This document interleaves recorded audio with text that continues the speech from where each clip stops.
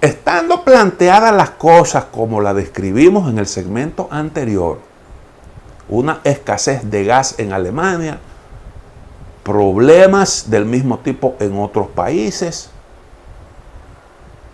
unos niveles altos de inflación, una economía que se va ralentizando. En medio de todo esto, bueno, pues hay de forma desesperada un intento por buscar alternativas. Y entonces las miradas se han dirigido hacia Qatar. Creo que es el principal productor de gas en el mundo. Y Qatar, que no está en condiciones, no hay un oleoducto que una a Qatar con Europa, por tanto, el gas habría que transportarlo por la vía marítima. Eso conlleva grandes inversiones, porque usted tiene que construir las terminales, toda la infraestructura para facilitar eso.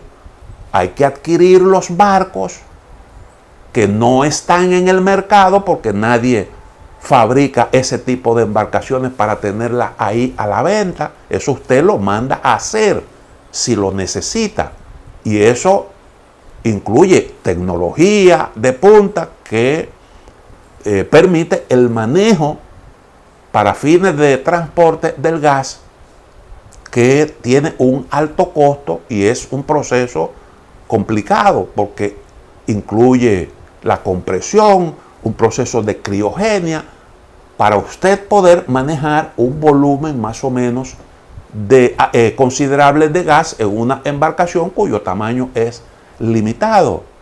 Pero al mismo tiempo, para su recepción se necesita también de una infraestructura que es costosa. Ahora se plantea la discusión entre Qatar y la Unión Europea. Bueno, pero muy bien, nosotros estamos en condición de aumentar el volumen de las exportaciones a Europa. No en la cantidad que tú vas a necesitar, porque no podemos producir un volumen tan grande como el que exportaba Rusia a través de gasoductos, pero sí podemos aumentar la producción. Ahora, ¿qué pasa? Yo no puedo hacer una inversión multimillonaria para que tú me compres gas durante 3 o 4 años hasta que tú resuelvas tu problema. Así yo no puedo. ¿Por qué? Bueno, porque yo necesito recuperar mi inversión.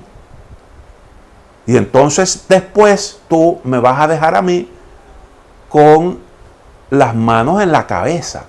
Hagamos un contrato a largo plazo. Mínimo 20 años. Es lo que está planteando Qatar. Pero resulta que el manejo del gas mediante ese mecanismo contamina más de 2 veces lo que contamina el suministro de gas por tubería.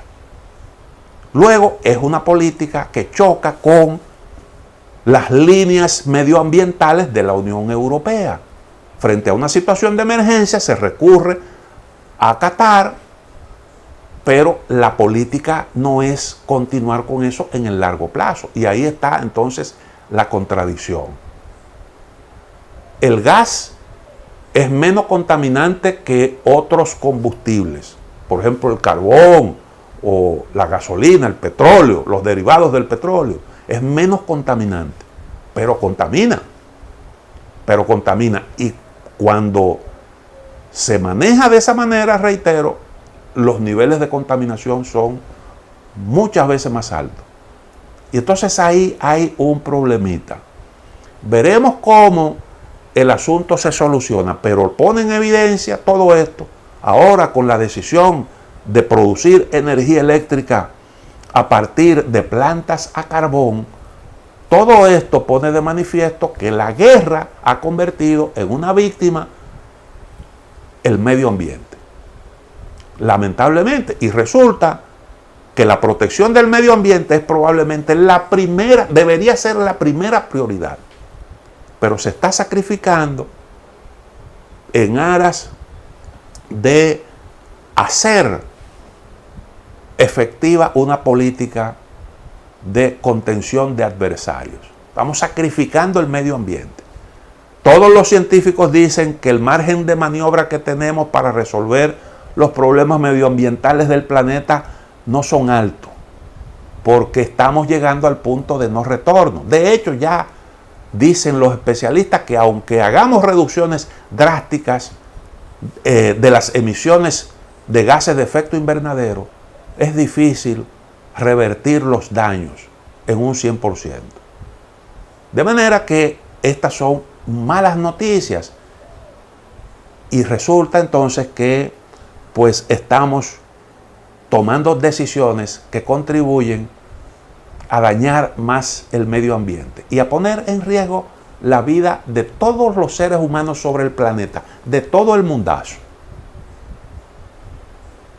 Y eso es así. Fíjense los daños que ocasionan los fenómenos climáticos extremos, los huracanes, la sequía, cómo eso castiga regiones enteras, pone en peligro la seguridad alimentaria, causa daños terribles a la infraestructura.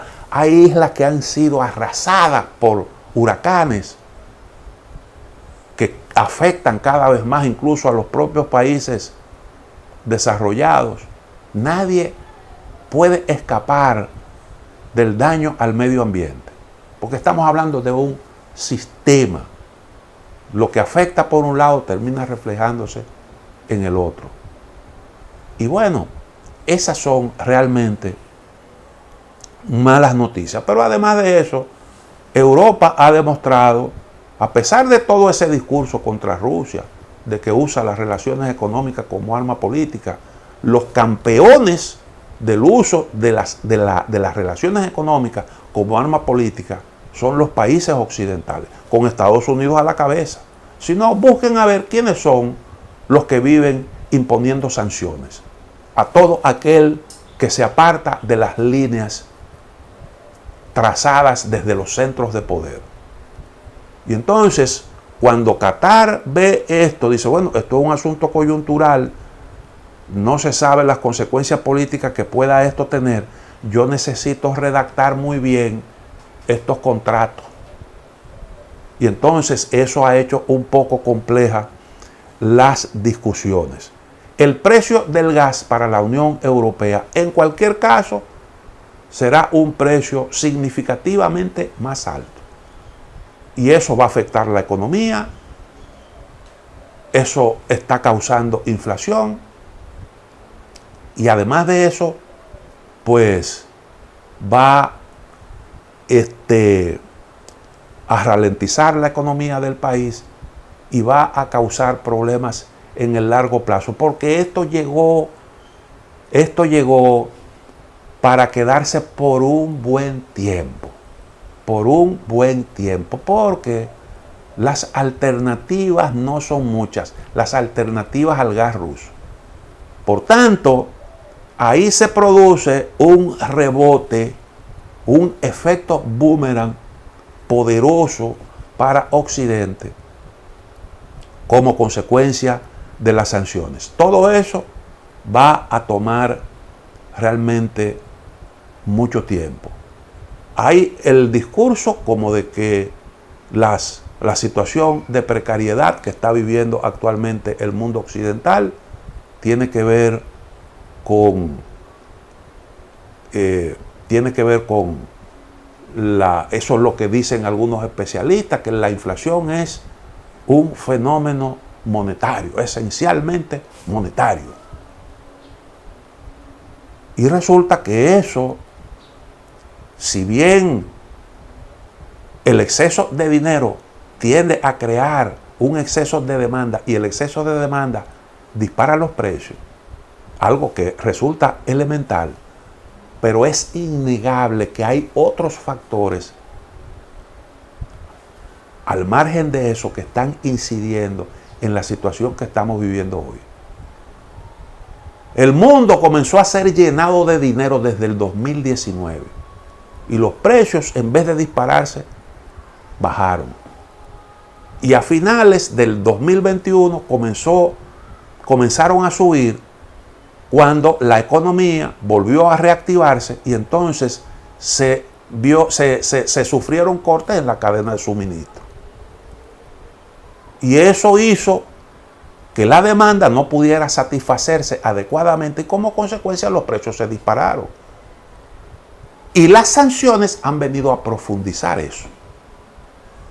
Han venido a profundizar eso. De manera que el problema no es simple y llanamente monetario. Que es verdad que hay mucho dinero, se puso mucho dinero en circulación. Pero hay otros factores que también gravitan y que gravitan poderosamente. Vamos a la otra pausa. Retornamos en un momento.